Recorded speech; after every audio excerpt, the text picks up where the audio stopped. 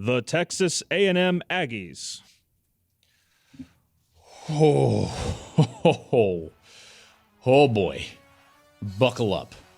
Have you noticed that every other team on this list, there's some positivity, right? There's some hope. Either you have like a first-year head coach and you expect to get a lot better.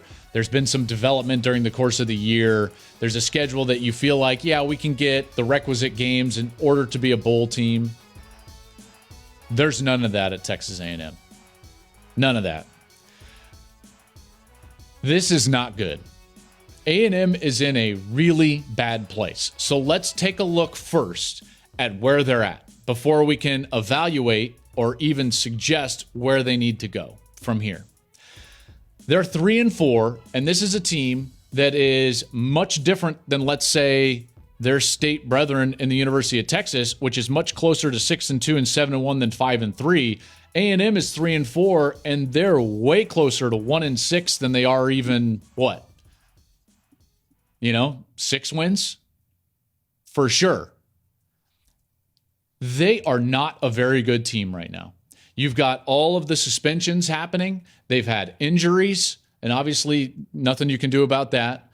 But more than that, they're just not very good on offense. Did you know that South Carolina, and granted they lost the game, but that was the first FBS team this season that they outgained in a game? That's not very good. So even when they did win, you could say that they didn't really dominate the game and really didn't even come close to dominating the game. They won in spite of themselves against Miami. They won in spite of themselves in the case of Arkansas as well. Remember, Miami was pitiful in the red zone, had to settle for some field goals. A&M took advantage, and good on them. Arkansas had them dead to rights. They're going to go up 2 scores, and all of a sudden KJ Jefferson thinks that he's like Michael Jordan from Space Jam, and he's going to 2-foot jump from the 5-yard line to go into the end zone. And then that crazy play happens, and then A&M ends up winning the game. Like, this is so close to being a 2-win team or a 1-win team with their only win against, who was it, like Sam Houston State. Now, for them, at least they've got UMass coming up. Look at the rest of their schedule. They're 3-4, and they need 3 wins out of this schedule in front of you. Ole Miss, Florida, at Auburn, UMass, thank you very much, SEC November Cupcake, and then LSU. Well, LSU is getting way better. I don't think that they're better than Florida. Who knows if they're better than Auburn? And there's no way they're better than Ole Miss. Remember, this is not a team that's like showing signs of growth. They've got a bunch of guys, including some of their best players, that now have been suspended indefinitely because of this locker room interaction, altercation, whatever you want to call it, after the South Carolina game. This is not a good state of affairs for Texas A&M, and this is not a first-year coach. This is not a coach that his side of the ball is excelling, a little bit like Brent Venables, but it is woefully falling short right now. Texas A&M on offense is 108th in total offense and 109th in scoring offense. That has to get better somehow, some way, right? This is a team that, yes, the talent is young, but they're number 4 in the country in terms of the talent composite. They're the 4th most talented team in the country, and they probably should be 2-5, maybe even 1-6 right now. That is wild. Now, I will give them this.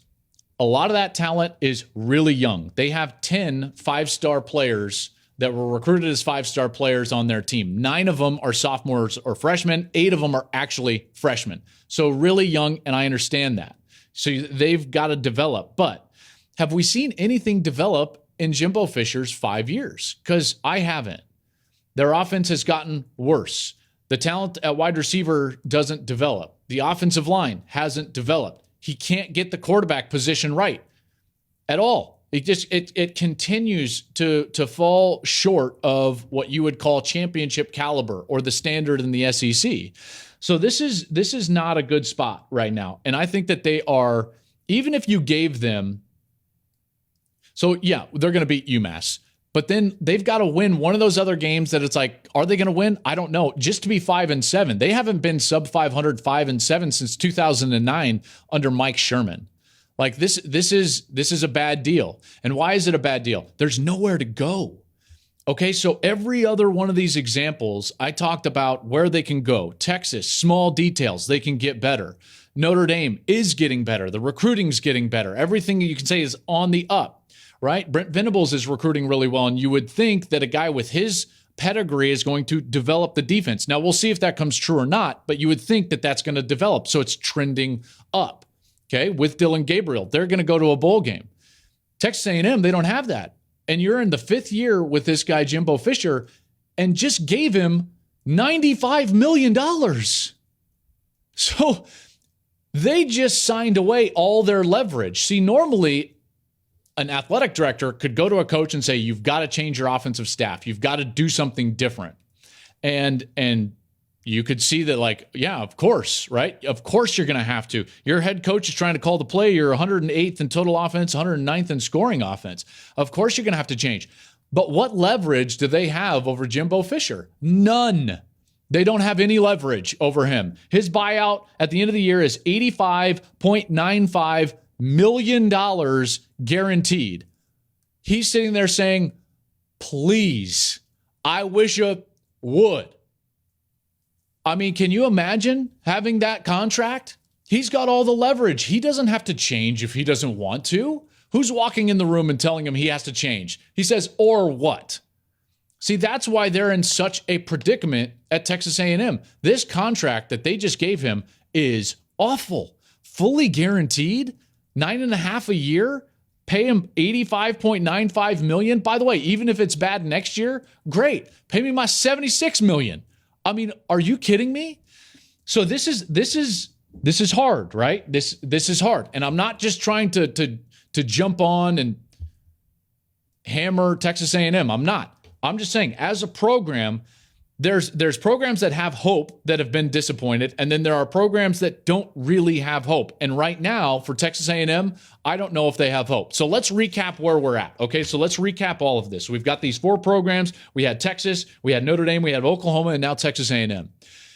Texas is like inches away from being even 8-0, right? You can see it.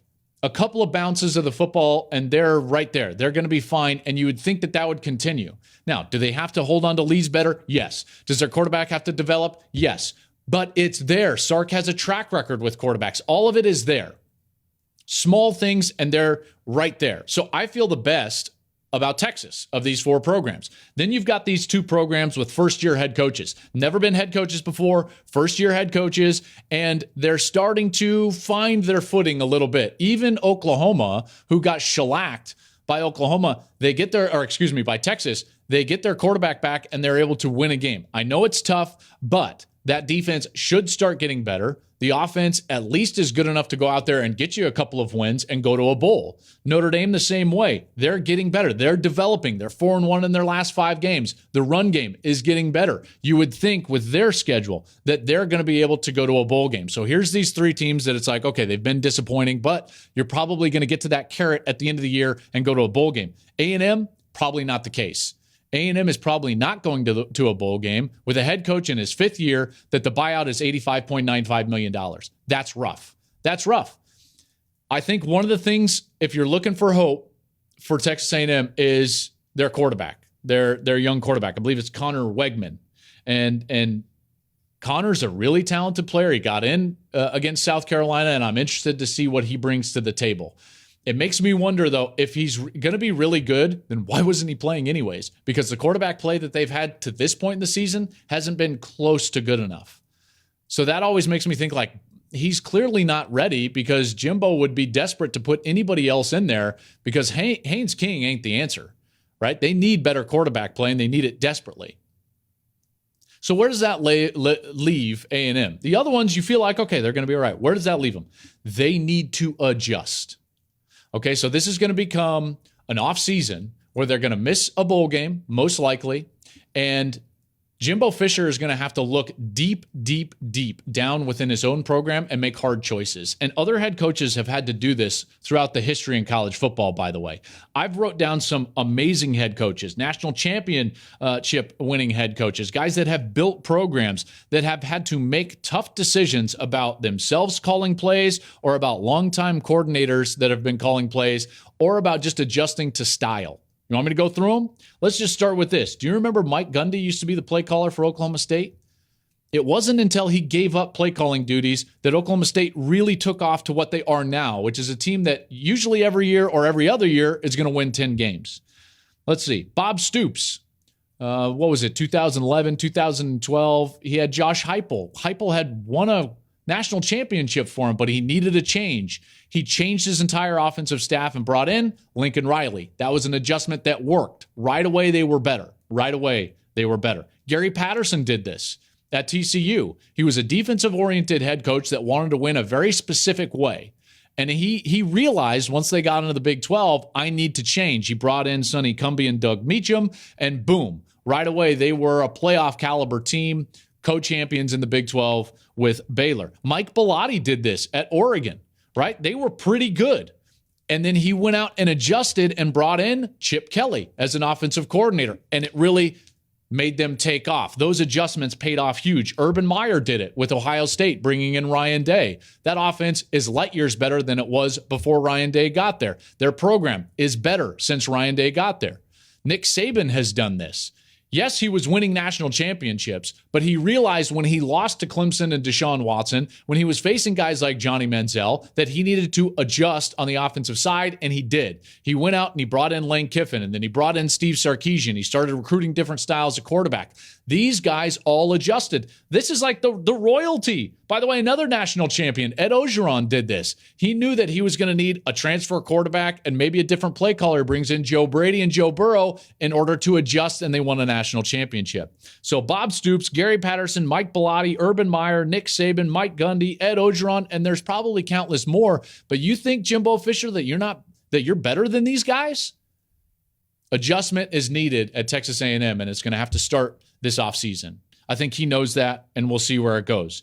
This day and age, though, it can happen quick. And I bring up that LSU example. It happened quick with Joe Burrow and Joe Brady. And Texas A&M, by the way, they're probably one really good young play caller and one transfer quarterback away from being really good right away, because they are a talented roster, even without developing a quarterback up to this point. Joe Burrow walked into LSU, and it's like they hadn't really enjoyed that top-end national championship success under Ed Ogeron. They were waffling a little bit as a program, now better than what A&M is right now, but they needed the infusion, and there it was with a guy like Burrow. Hey, thanks for watching. If you enjoy that clip, make sure you click subscribe somewhere down here. From game highlights to exclusive interviews and rankings, we've got everything you need as a college football fan right here, College Football on Fox.